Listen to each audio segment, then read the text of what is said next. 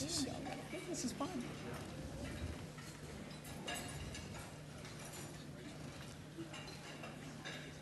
Well, I can see why I'm emceeing. Evidently, you needed a little diversity in the group.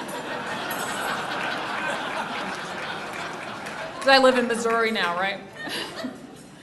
Our speakers today have a lot of combined history with Jeff.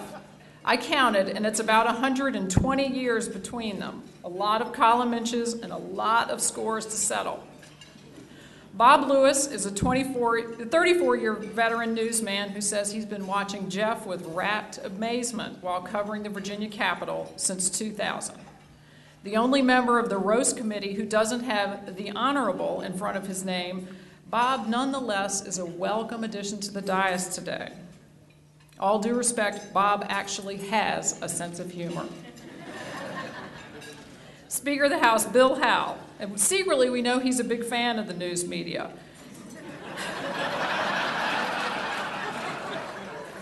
The media actually lifted the only impediment standing in his way to becoming Speaker of the House in 2003.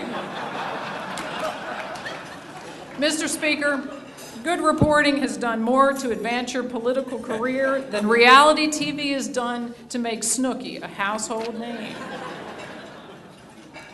Governor Gerald Baliles. Jeff once described Governor Baliles as a bookish brooder. Yikes. I'm afraid, Governor, you're going to have to do a little better than that today. You're going to have to kick it up a notch. Let's see some of that boldly cautious thing you had going on when you were governor, please. And unless you've been living under a rock, heck, we've even heard about this race out in Missouri even. You know you have a competitive U.S. Senate race in Virginia this year. And we're fortunate today to have both of the candidates in the House. They're being good sports. By flip of a coin, Governor Allen will speak first, followed by Governor Kaine. Now, because of this high wattage assemblage we have here, we needed a few ground rules to make sure everyone's on a level playing field here, or what Governor Kaine would call relationship equality. Here are the rules. Each roaster has 7 to 10 minutes for remarks. All the remarks are on the record. A word of warning, Governor Allen. Folks have these things called cell phones that can do amazing things, and they take pictures and videos and such. And I'm just saying. And because it's only fair that he have the last word, which is really no different than any other day, the last speaker will be Jeff Schapiro. For more than 30 years, come on up.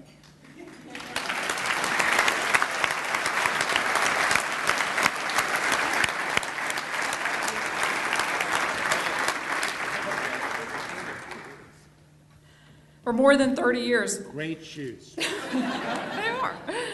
More than 30 years, Jeff has prowled the passages of the powerful, mined the murky of the minions, and scoured the sewers of the Solons.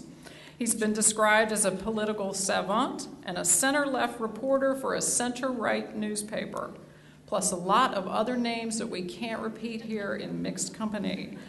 There have been calls to muzzle him, fire him, string him up, send him up back north.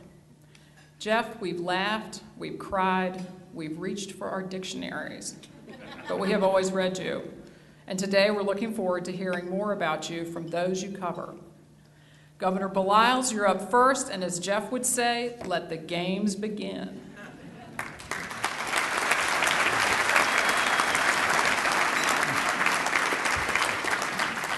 Thank you, Paige. Governor Allen, Governor Kaine, Speaker Howell, Bureau Chief Lewis, and in the audience, Mr. Attorney General, Congressman Scott, members of the General Assembly, distinguished guests, ladies and gentlemen. I am honored and pleased to participate in this event today, so well organized by David Poole and VPAP. It's too bad that we could not have gathered in the evening. We might have fortified our resolve with some liquid refreshment, for justice cannot be done in this instance without some risk of retribution from Jeff. So remind me again, why are we doing this?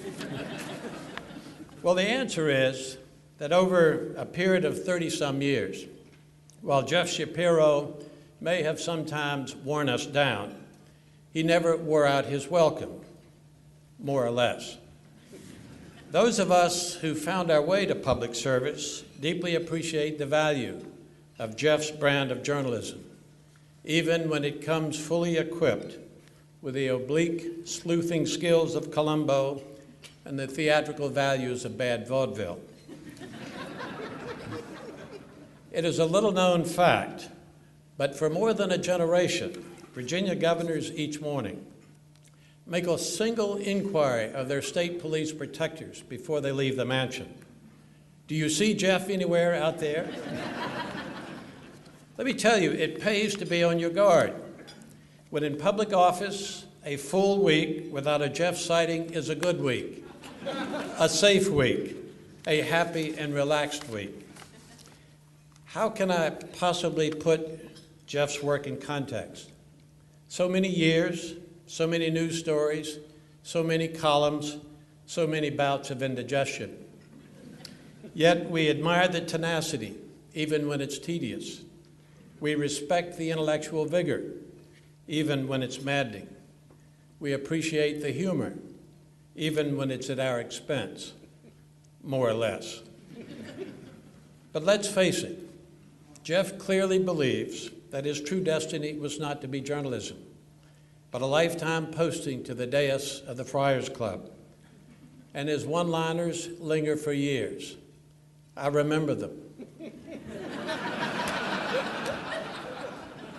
Do I really resemble a dull gray mist?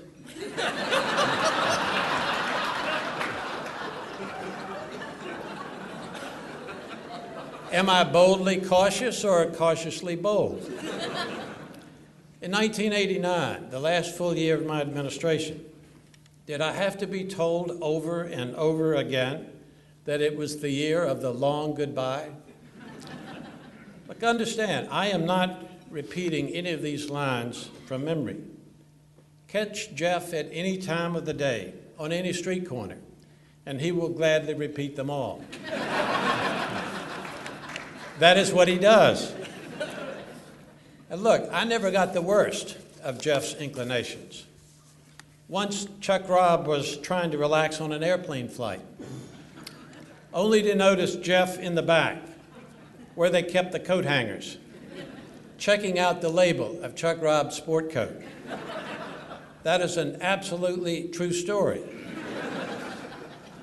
Chuck dressed well, and that was good enough to get Jeff interested. But you know, Jeff also looks good. He really does. He dresses well. And here's his secret: 283 bow ties and one pair of shoes. With Jeff, you learn to expect the unexpected. The first year of my administration, a member of my staff got married, and Jeff organized the bachelor party at the diner over there on 3rd and Main Street. I went. It was convivial. We were sitting around a long table. I was having a good time. It was a nice evening. Or it was, until a rather flamboyantly dressed young lady appeared whom I did not recognize. I immediately realized that one of three things was about to happen.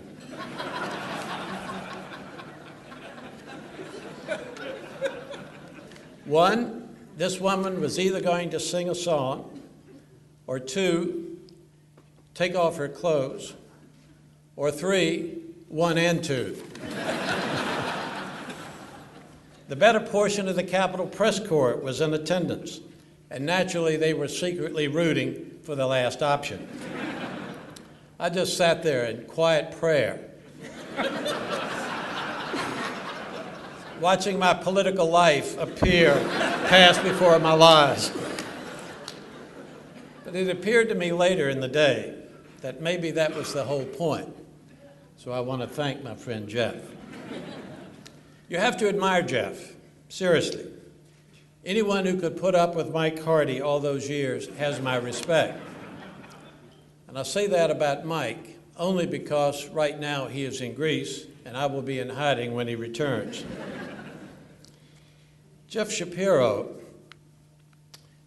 the truth be known, long ago resolved not only to be widely read, but to be widely enjoyed, because Jeff is where journalism and performance art happily repose, and he's gotten away with it for a very, very long time. I remember, Paige, those early glory days back when Jeff was hammering the wires at UPI with Don Harrison, Tom Capsadelis, Jim Norville, and Paige Melton Ivie. You see, some of us do remember. And now, many years later, Jeff still has friends, more or less. Well, look at this room. Look at this dais. There are 3 former governors here to pay tribute to Jeff. Of course, that's only 3 out of the available 9, but who's counting?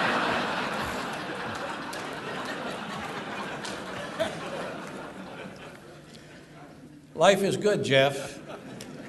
You have a terrific wife in Claire, a wonderful son, Felix, now a student at William and Mary, and you have a new best friend, Warren Buffett. You know, we have seen a lot of great Virginia reporters come and go, but for a long time, we assumed that there would be more great writers who cared about Virginia, committed to explaining to the public the whys and the wherefores of civic life in the Commonwealth. Then came the great waning of newspapers, and I, for one, hope we will find our way back to a press that actually involves a press, a machine that clatters away, inking newsprint with the words of a Jeff Schapiro.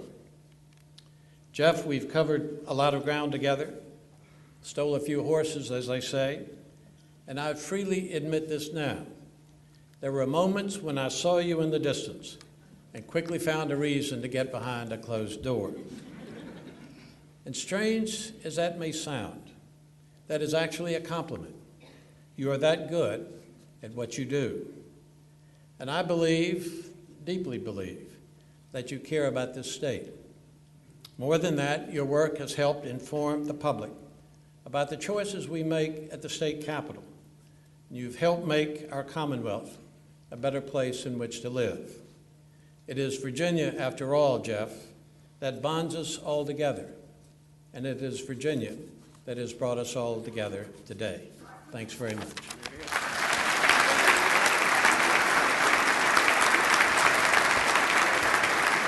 Well done. Thank you, Governor.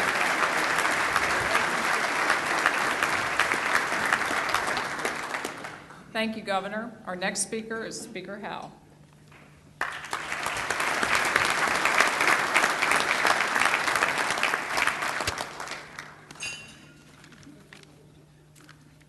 I can't tell you how excited I am. This is something I've been fantasizing about for some time. Actually, Jeff started working for the Richmond Times-Dispatch about the same time I came down to the legislature. He pretty much ignored me for the first 15 years, which wasn't all bad. When the speaker thing came along, then all of a sudden I found myself described as a knuckle-dragging Neanderthal and snarky, tart-tongued. You know, being called snarky by Jeff Schapiro is like...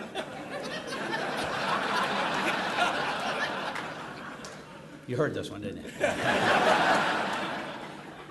It's like being called a troublemaker by Osama bin Laden. Well, I'm sort of a last-minute fill-in, as you can tell, and so I don't have a whole lot of material. But one of the reasons is I realized when I started researching this thing that I really don't know much about Jeff, and so I tried to dig up some good stories and some dirt. I went to Capitol Square. First person I ran into was Governor McDonald, and I asked the governor, do you have any good stories or scoop on Jeff Schapiro? And he said, Jeff Schapiro. Bill, I don't think I know a Jeff Schapiro. And it was the same everywhere I went to the Capitol. Well, I was determined to learn something about Jeff, and so I went on the internet, and I went to Wikipedia, where they have articles about everyone except Jeff. But my search did turn up the fact that Jeff has a Twitter account. There's a convenient website called Press Pass, where they rank media Twitter feeds by the number of subscribers. And they have different categories, and they have a separate category for what they call politics journalist. And for whatever reason, they've included Jeff in that category. Now, you got to understand, there's a lot of giants in this field, a lot of people that we all know very well, and so we probably shouldn't expect to find Jeff at the top of the list. In fact, the number one with the most Twitter followers is just sort of that paragon of fair and balanced journalism, Rachel Maddow, MSNBC. She has over 2 million Twitter followers. That's a lot of followers, and you wouldn't expect Jeff to rank that high, of course. So I looked further down the list. Number 62 is another giant, Gwen Ifill of PBS. And looking further down the list, I found a name at number 83 that I'm sure everyone in this room will recognize, Dan Frumkin. Everybody here, I'm sure, knows Dan Frumkin is the Washington correspondent for the Huffington Post. Well, Jeff did make it in the top 100, and the list ended there.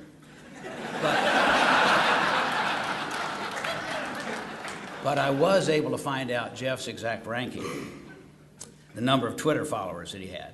The number of Twitter followers that Jeff has, according to Press Pass, is, 1,832 followers. Putting that in perspective, that's basically his immediate family and all the paying subscribers to the Times-Dispatch.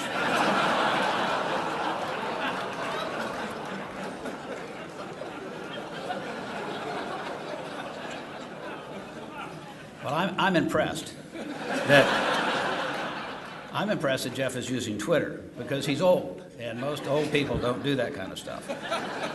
When Jeff first started writing in the 70s, he got his daily DNC reports, talking points, by fax machine instead of the regular emails that he gets today. One awful day, the fax machine jammed, so he had no one to tell him what to think. And he realized what meager talents he may have once had atrophied beyond recovery. But Jeff adapted. He bought 2 fax machines, one for a backup. Jeff's not only on Twitter, now he has some video blogs on the internet. And it was very painful, but I watched several of them in preparation for today, and that was no easy task. I was reminded of the expression, he has a face made for radio.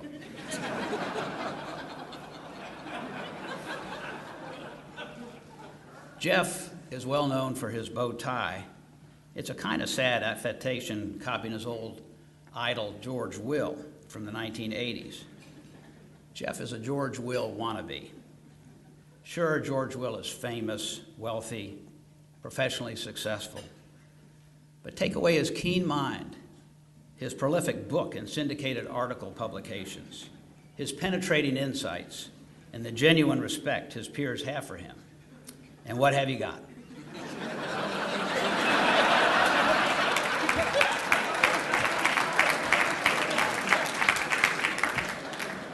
Jeff Schapiro, but I digress.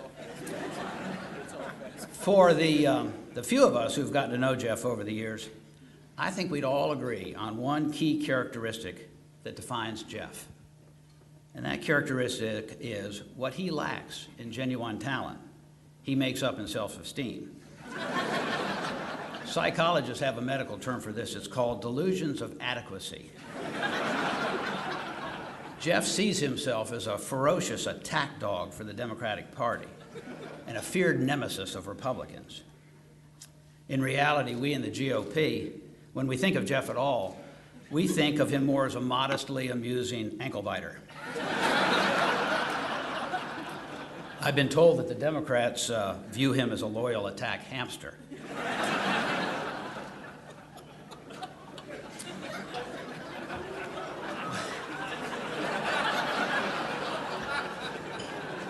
Jeff, it was gracious of you to agree to be roasted today for such a good cause, VPAP. And I think you've been a good sport about the jokes to the extent that you could follow them. As you continue to write your columns, you still do write columns, right? You haven't retired, have you? I guess I'll find out. Good. As you continue to write your columns, I hope it's a real comfort to you that even as you labor in richly deserved obscurity, today you have helped make a difference for transparency and good governance in Virginia. Thank you.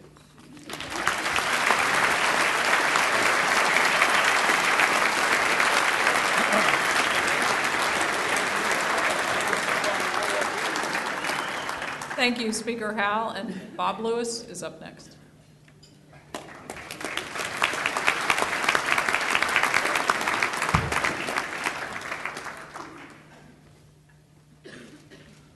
There's no saying, Mr. Speaker, payback's a bitch.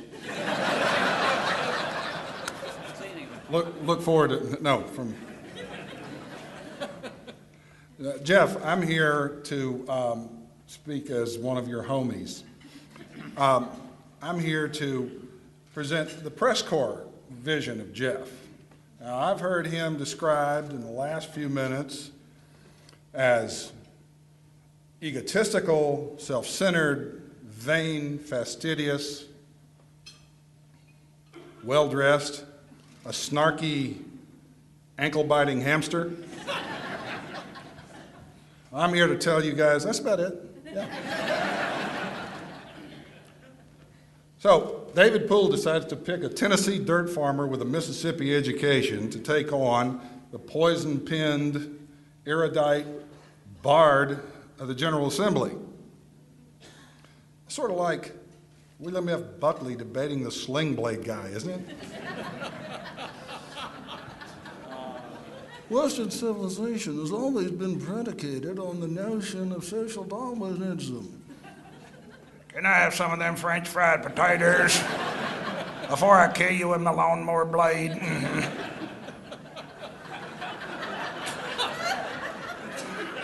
But I accepted the mantle. I'm not one to let VPAP down. So here I stand before you to skewer Jeff Schapiro. Before I start, I think we ought to read a few letters from people who couldn't make it tonight. Because you really do have those admirers out there. It's just not us here on the dais. Well, Senator Allen notwithstanding. Speaker Howell, Governor Baliles, and okay, you don't have any friends up here, Jeff. Here's one from former Governor Doug Wilder. We told him we're having a roast, we're going to raise money for VPAP, we're going to celebrate and honor Jeff Schapiro. His response, are you crazy?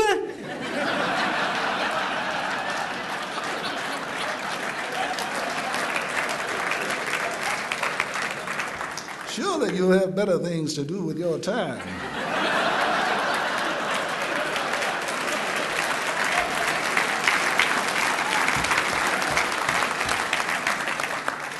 His Holiness Doug Wilder.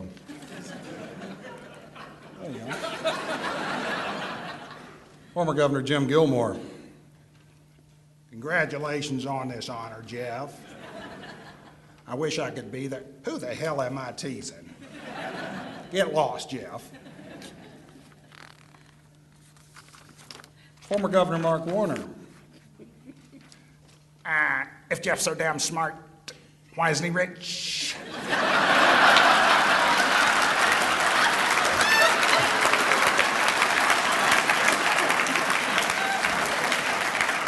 And why does Harry Reid hate me?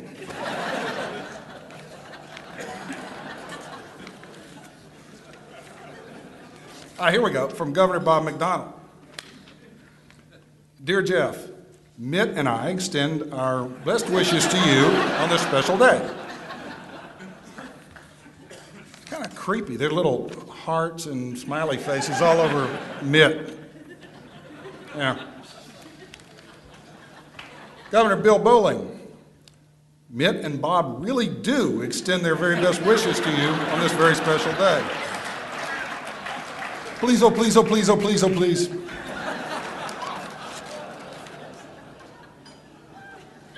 Okay, there you go. Okay, hold on.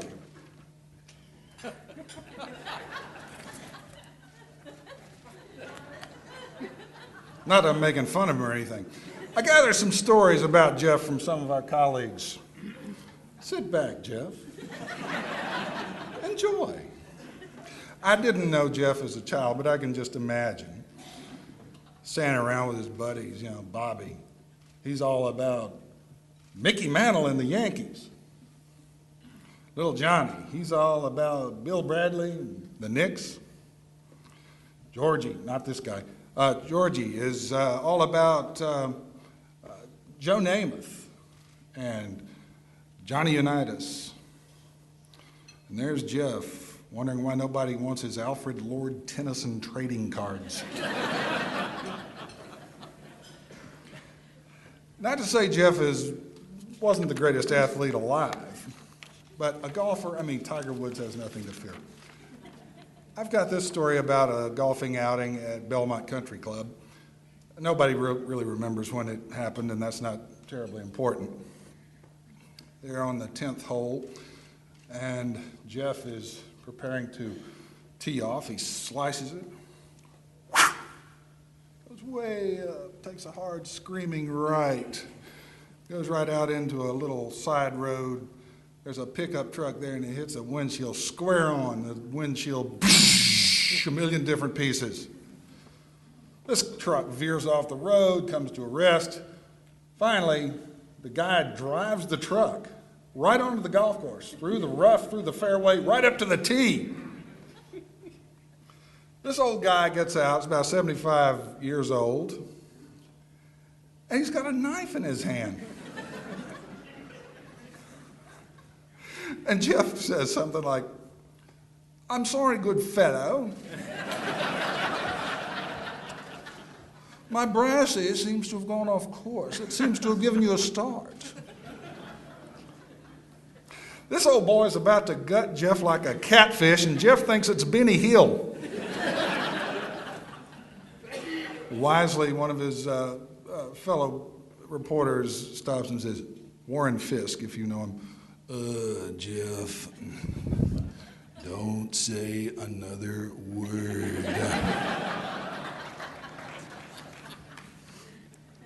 Late 1991, former Governor Wilder is pursuing his failed bid for the presidency. It's late August, and there's a bus full of national correspondents, and they stop in some place in New Hampshire, who knows where. And it was a moment that Doug Wilder was born for. Everybody adoring Doug Wilder, this huge crowd, people applauding. After it's over with, Jeff and my friend Warren are in a car trailing the bus. And Wilder is just still on cloud nine, giving it this, shaking hands. So Jeff rolls down the window. "Governor Wilder, when you give 2 fingers to the voters of West Virginia, are you giving 1 finger to the voters of Virginia?"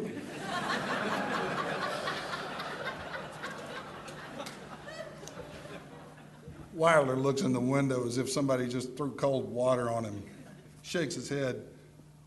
"Warren, you have got to take Schapiro somewhere and clean him up."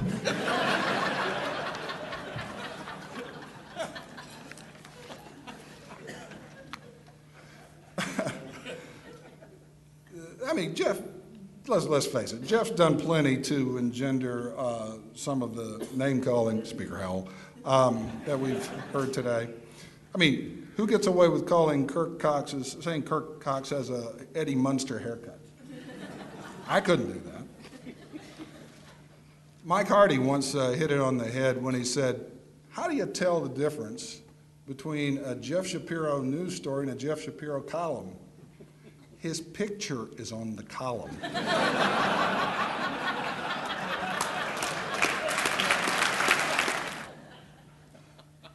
Jeff, a lot of things get said about you, and you say a lot of things about people. Jeff's known for making up rumors, just to see who's going to bite on them. One rumor that was particularly enticing, because to all good rumors, there's a patina of truth, right? So Jeff starts telling me, about the time I started coming down to the Capitol to work there, that Delegate Lacey Putney had been a male underwear model for the Sears, Roebuck and Company catalog of Chicago, Illinois, for years. Jeff is, you know, he was an underwear model, don't you?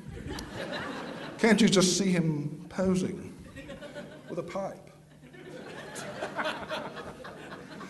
In the day, remember, I mean, you know, these shots were pretty innocuous. You know, a guy in his V-necked T-shirt, tighty-whities. Now, I mean, you know, you got teenage Eurotrash porno stars who look like they're smuggling plums. But back in the day, this would have been believable. Even now, I mean, Delegate Putney is a very distinguished-looking, trim, fit, handsome man. So, right about the time Delegate Putney, for a brief period, became Speaker Putney, there was a little media scrum on the 6th floor of the General Assembly building. So we're asking him all the questions about, what are you going to do? What happens now that the House is under your control until next session, that sort of thing. And at the end, I had a great question for Lacey Putney. I said, Mr.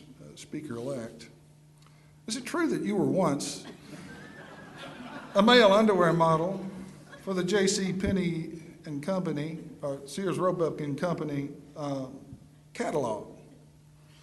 He was apoplectic. Why, I never heard such a thing.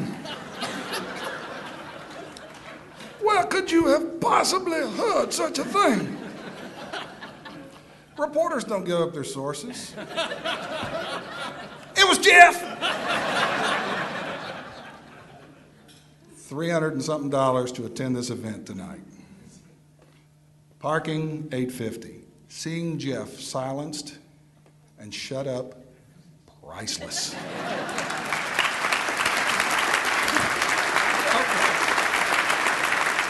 Now, I have to confess, I didn't think this was supposed to be a roast in the sense in that I was actually enticed here under false pretenses. I was told when this came from David Poole and the good folks at VPAP, they supposedly are for honesty, they're not. They said, we need you to come here, it's going to be a retirement event for Schapiro. I said, really? Oh, that's great. Then they said, well, it's kind of a goodbye deal and so forth. And maybe I was the only one lied to by VPAP.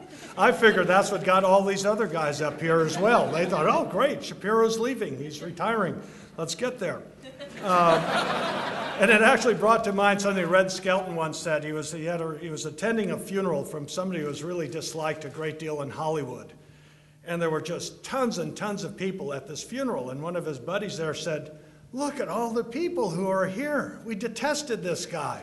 And Red Skelton said, it just goes to show, give the people what they want and they'll turn out. Now, since I thought this was a retirement luncheon, I had 20 years plus of all sorts of stuff I was going to be able to get back at Jeff with. I find I no longer have the last word. And then I find out not only in between all of this, now Warren Buffett's billions are behind him. There's just really no justice for us with Jeff being back that way. Now, then I was thinking or figuring or hoping that the sale of the Times-Dispatch, that Jeff was going to be going to different newspapers that either were owned by Berkshire Hathaway or other Media General newspapers. And listening to Paige, I was thinking, well, maybe he's going to get sent to the sports section of the Tampa Tribune or shuffling off to Buffalo or maybe traded to Omaha, these different places where they had newspapers. But I can't help but think that Media General would have been worth a whole lot more if they still had Ross McKenzie and Tyler Whitley writing for them. Instead, Berkshire Hathaway got Jeff, and it appears he's staying in Richmond. However, Jeff, I envisioned a better future for you. A future where you'd be assigned to a state capital you'd be happy to cover. where the state does not have right-to-work laws, a state where government employees have collective bargaining rights, a state where big tax increases are embraced and not voted down. And that place is not too far from here. Jeff, we're sorry that Media General or Berkshire Hathaway did not own the Baltimore Sun. You'd love covering what's going on in Annapolis these days. Here's an example of the headlines just from Sunday. Decade of tax hikes. Burdens Maryland families. Montgomery County bills twice as much as Fairfax. Jeff, could you imagine how much fun he'd be covering that? It wouldn't be a headline like that. If he say, look at this, we have the highest taxes, highest burdens. It'd be very positive. You'd be happy as all could. I'll get out with that. Now, Jeff, you're going to be blessing us, let's say, with the insights for a long time. So now, instead of long-awaited revenge, it's going to be somewhat of a Be Kind to Jeff day. Now, the reason for that is that Jeff likes to make fun of some folks who use sports metaphors. He has a sports metaphor that he lives by. It's called keeping score.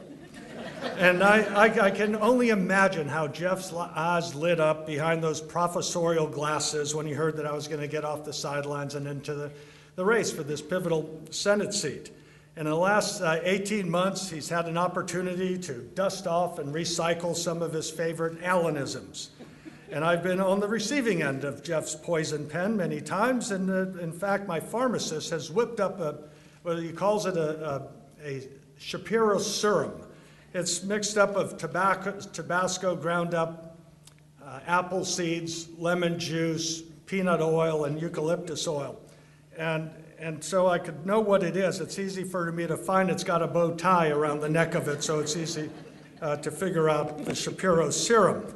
Now, today the tables are turned to some extent. It's my turn to take the gloves off, and I would love to figuratively knock Jeff's. You all know the rest of that one. Jeff, in the 18 years since I said that, has only written about it 299 times. Now, I do stand before you with some trepidation because all of the Speaker and Governor Baliles, Bob, you're great bringing Governor Wilder with us as well. I know I'm going to be followed by Governor Kaine, who has the distinct advantage of having the White House speechwriters coming with him for his material. And how am I going to be able to compete with a team that's produced so many knee slappers for Tim over the years? Obamacare is a great achievement. The stimulus would jumpstart the economy. I could go on. Great stuff, Tim. And we look forward for more of those today and hopefully for the rest of the year as well.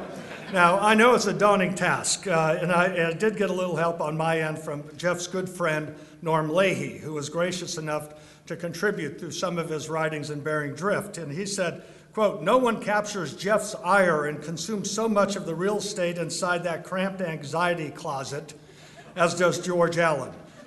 You can see why I was thrilled to come here. Norm describes Jeff's affectionate musings about me as, quote, "a sort of concoction that would curl the toes of any wicked witch." Of course, I am not alone in receiving Jeff's attention. Unfortunately, no one else brought these other ones up. He says so many that he has blasted. He's taken after our current governor by saying, quote, "hair-plastered, teeth-polished, scripted calm." Leader Eric Cantors talks about his Elvis-like lip curl. That's actually fairly positive, I think. Our speaker, he says, again, wrongly, but nonetheless, likened him to Rodney Dangerfield. Tim, your eyebrows have been the focus of some of his ink as well. Now, there's a common perception on those on our side of the aisle, as the speaker stated, that Jeff's vantage point leans to the left. Now, here's a secret. Some folks don't remember this, but in the 1990s, Jeff was seen driving around in his own car here in Richmond with a bumper sticker that read, "Vote Republican. It's easier than thinking." Truth be told, Jeff, you are really a help to us Republicans and conservatives in two ways. Number one, you read what Jeff has written and you know what the attack lines from the opposition is going to be.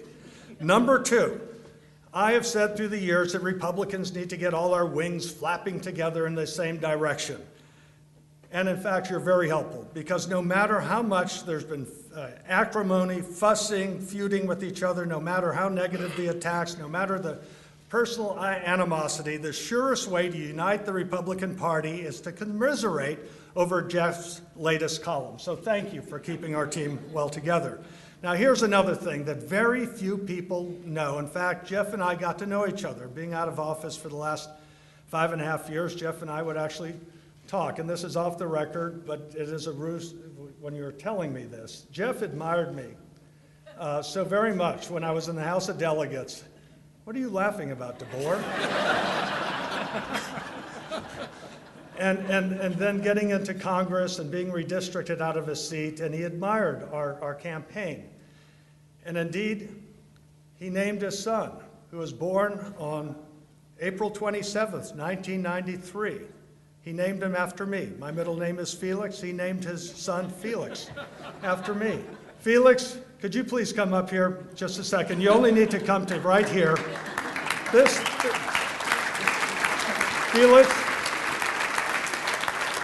Wait. Now look at this. Felix, come closer. Felix, pull up your pants. Look at this. You're wearing boots. Way to go, Felix. We're proud of you. So the reality is Jeff is a very positive, happy person. And I'm not being sarcastic. Unfortunately, time's running short, so I'm afraid that we're going to have to continue this repartee at some other time, and that's probably a good thing. And in fact, one of the things I did learn from Mike Hardy, I'll bring up Mike Hardy, is learned from him, and he says, don't give Jeff any more ammunition. He'll use it against you. But Jeff, I'm really glad that we've been able, I have, and I guess our administration has provided you with so much fertile fodder through the years. We do all wish you the best. You're one of a kind. We all say thank goodness for that. We couldn't take any more than that. And we all can certainly say our lives would certainly be different if it weren't for Jeff Schapiro in our lives. So Jeff, thanks for being a good sport. And thank all of you all for supporting a great cause in VPAC. Jeff. That's perfect, he's wearing boots.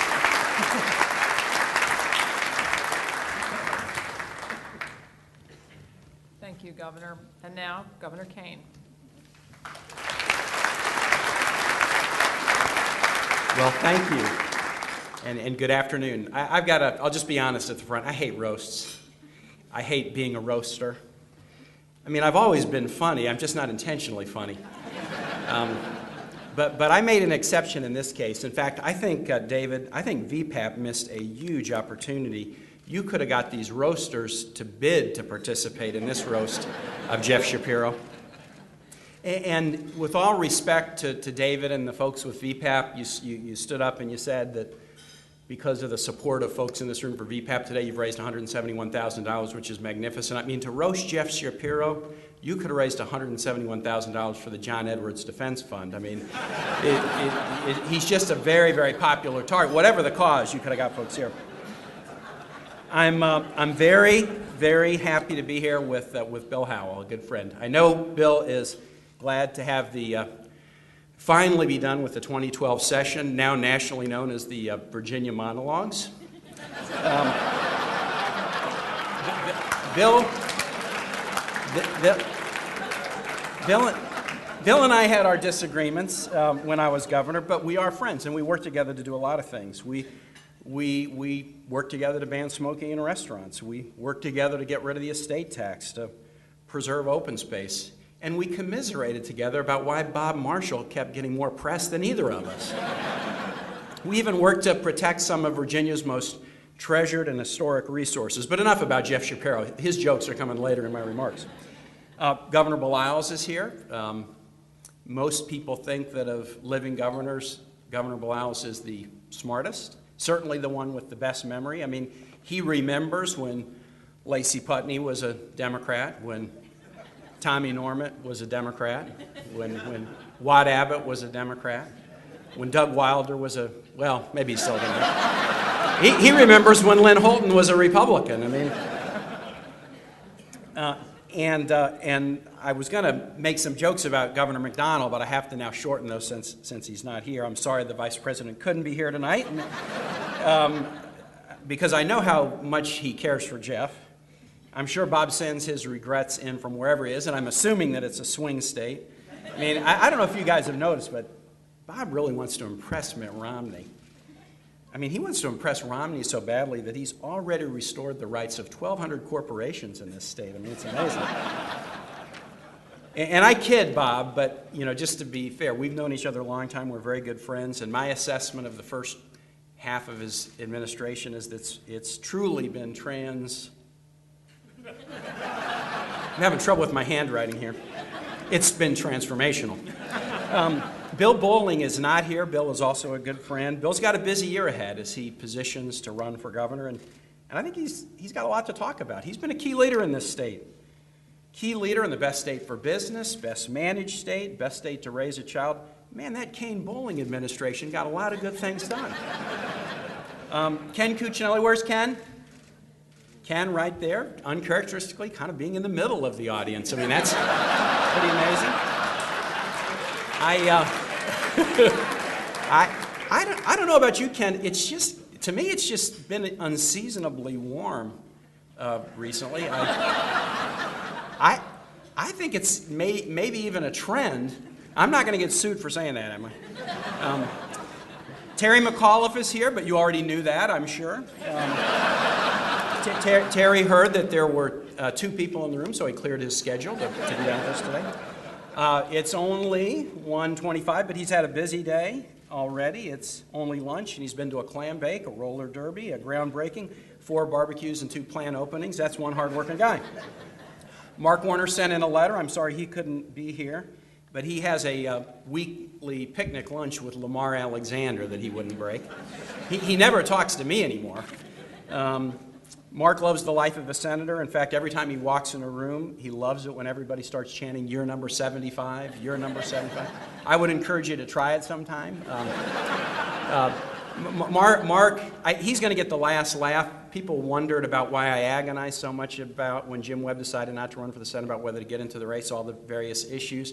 The main obstacle was the prospect of being, if I won, being called the junior senator by Mark Warner every day for many, many years. That was hard to get over.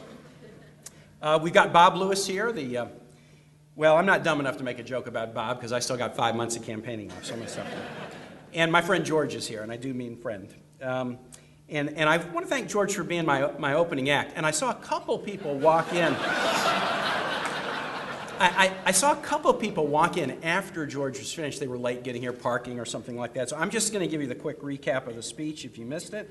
Sports metaphor, Thomas Jefferson, Keystone Pipeline, sports metaphor, Tim Kaine as Barack Obama, sports metaphor, Patriots all. That pretty much was the summary. In the campaign, we've had an intense campaign together, and I've noticed something. I'll just be honest, a little bit of a vulnerability. George always talks about his time as governor. There's one important public service part of his career that he never mentions. So I think I am going to bring up this Virginia QB thing a lot, over the course of the campaign. You'll get that in a minute.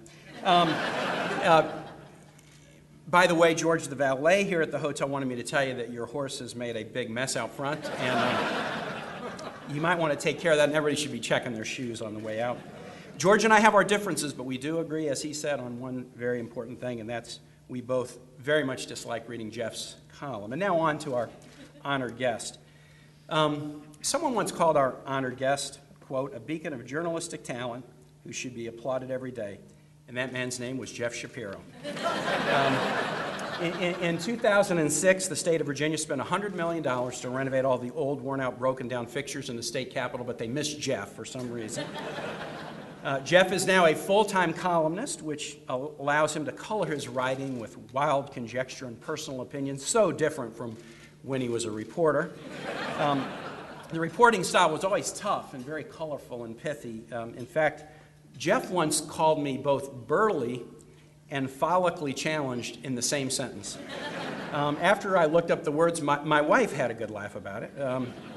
I once heard Jeff and Tyler Whitley referred to as the Woodward and Bernstein of Richmond, But I've always kind of looked at him more like those two old guys from the Muppet Show that sat in the balcony. It's good to see that Jeff's been embracing new media. His video columns are enjoyed by tens of Virginians every week.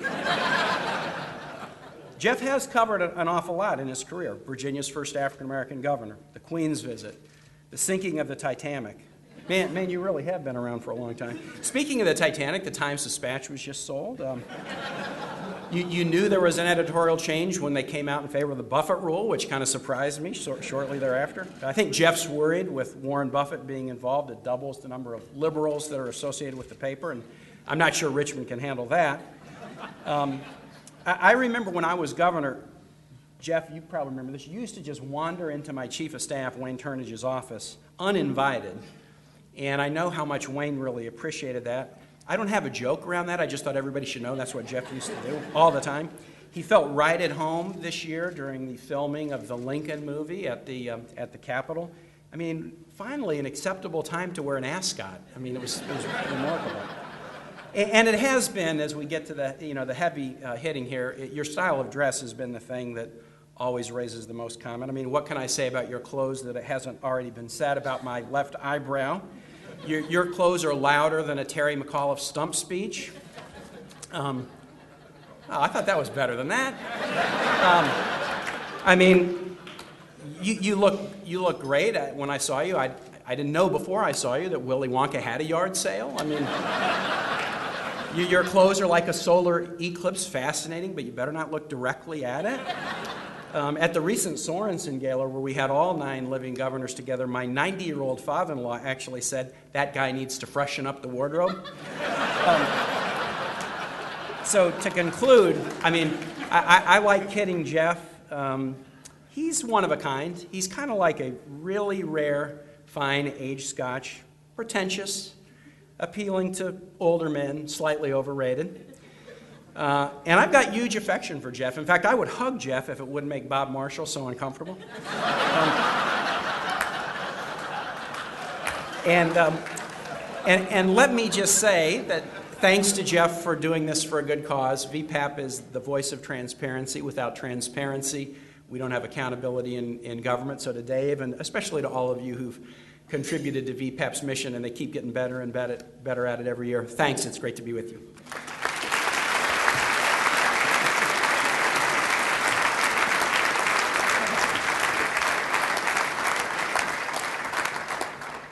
And now the moment you all have been waiting for.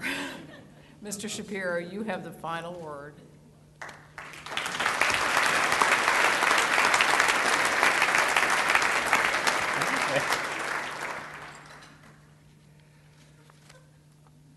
That was very nice. The applause should have been longer.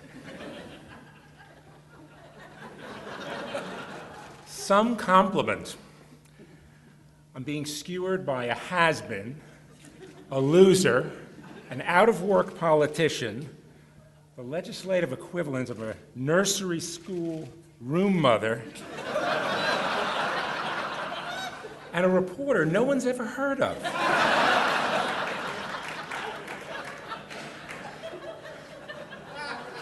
I really am the leper with the most fingers.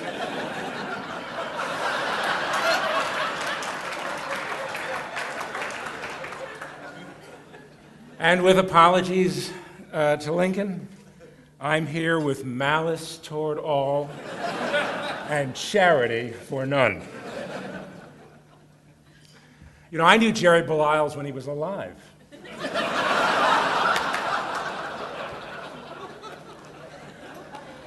You know, some say he's, the forgotten governor, serving between a small bore movie star, Chuck Robb, and the incredible Hulk of Virginia politics, Doug Wilder. Now, Baliles has proved that every once in a while, Virginia governors are capable of original thought. But he had to break a campaign promise to do so. He raised taxes.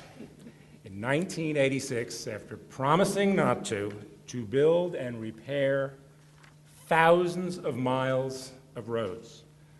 Now, the public loved it.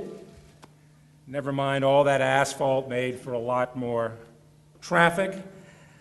So, having done his best to make the eastern half of Virginia uninhabitable, Baliles moved to Charlottesville to live.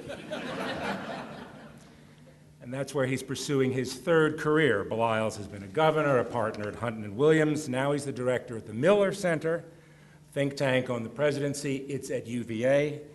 What's next? Selling highway naming rights on QVC? It's not like Bob McDonald's doing a lot for transportation. Allen. I'm doing this in order of seniority.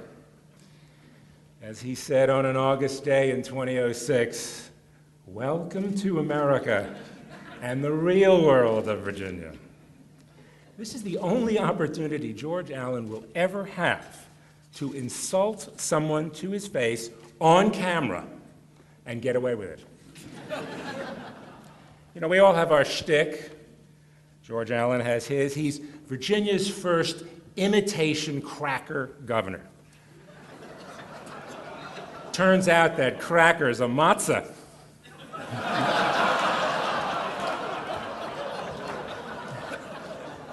I understand that George Allen is going to be taking off all Jewish holidays this fall and not campaigning during the Sabbath. That's Friday sunset to Saturday sunset. You're giving up some football games, Governor. And of course, you know, football and the Allens. The governor's football pedigree is peerless. He is the son of a legendary coach. George Allen's own football record is practically in a league of its own. He was a quarterback at UVA in the 1970s. And this is true, you can look this up. He tied the school record for most interceptions thrown at home in a single game. How many? 5. And Allen has shown that as a politician, what he showed time and again as a quarterback, he can only scramble to the right. And you know, of course, George Allen's a big fan of Jefferson Davis, but Thomas Jefferson too, and the governor gave me a compendium of Jefferson's writings. It included Jefferson's treatise on the value of a free and robust press. The governor inscribed that collection. I treasure it and I frequently consult it. But know this, Governor, anytime I or anyone writes something you can't stand, you only have Thomas Jefferson to blame. Tim Kaine, Barack Obama's best friend, Chairman Kaine. He's the underwear bomber of Virginia politics. You know, he looks harmless, you know, big smile and a friendly manner, but he's really dangerous. Just ask all those guys he wasn't supposed to be. Ben Worthen, Alan Diamonstein, and Gerald Jones, Jerry Kilgore. God knows what he's really got packed in those trousers.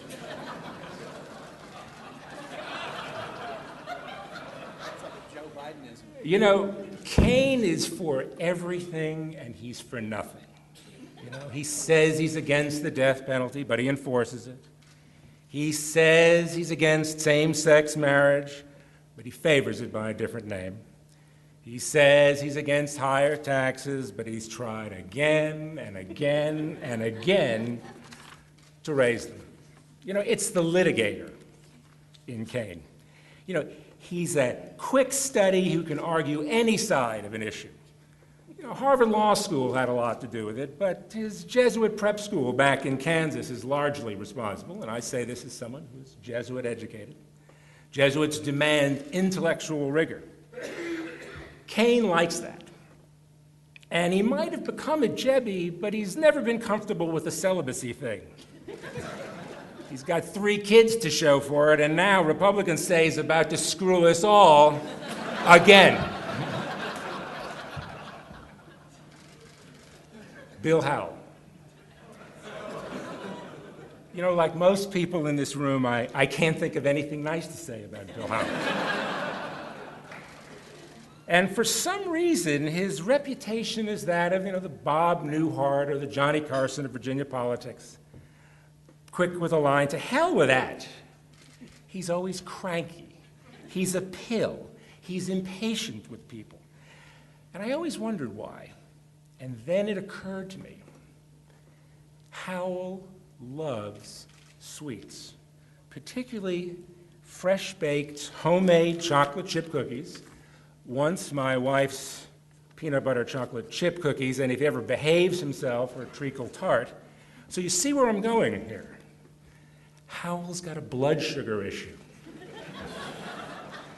He's not only Virginia's first accidental speaker, he's Virginia's first low blood sugar speaker. And for a guy who's supposed to be a leader, Bill Howell takes instruction very well. He votes exactly as Alec and McGuire Woods tells him. And his wife, too. How do you think he kept the country in the countryside with all that open space legislation? Or kept Walmart from plowing under Ferry Farm? That's Ceci Howell. And that's why we call her Mrs. Speaker. And it is tough being Speaker. Look how the House fell apart when Bill and Ceci went to England a couple of weeks ago. Believe me, having Bob Marshall in the House will cut your life by 20 years.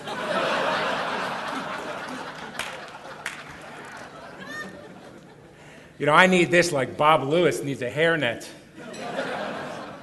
What can I say about Bob? What can I say that's complimentary about Bob that Bob hasn't already told you himself? He's a wire service reporter. I used to be one. We toil anonymously, usually no bylines, only the occasional mention. Our work by the logo after the date line. AP for the Associated Press, UPI for United Press International. There's no better way to get out your story to everyone than to feed it to the wire. Everyone subscribes to the AP. But it's tough when you're reaching so many people and yet so few know who you are. So Bob feeds his ego another way. He played football at Ole Miss. He was a lineman. And it shouldn't come as a surprise that Bob and George Allen have a special bond. They get together now and then and relive their glory days. They shower together and then try snapping each other in the ass with their towels.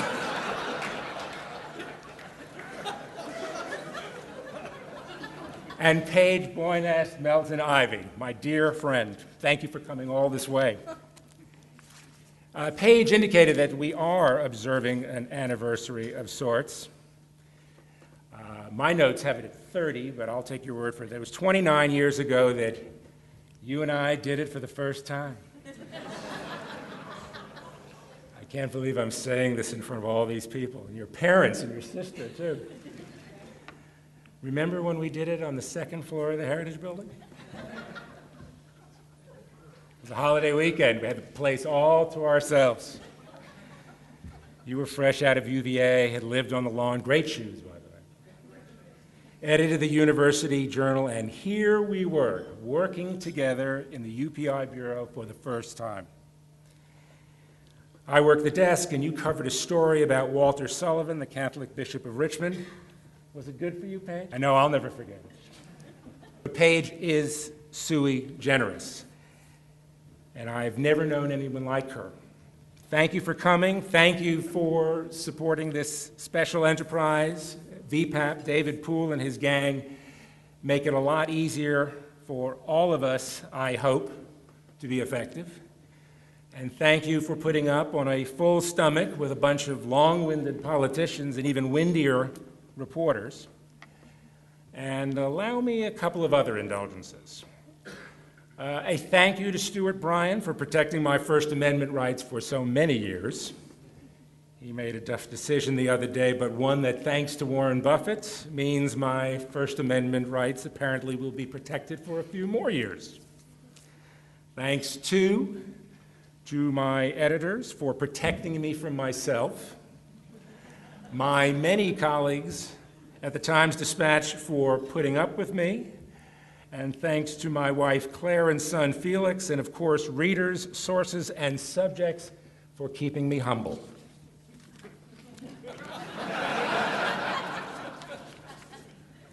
That said, this event reminds me of something Mary McGrory once said about column writing.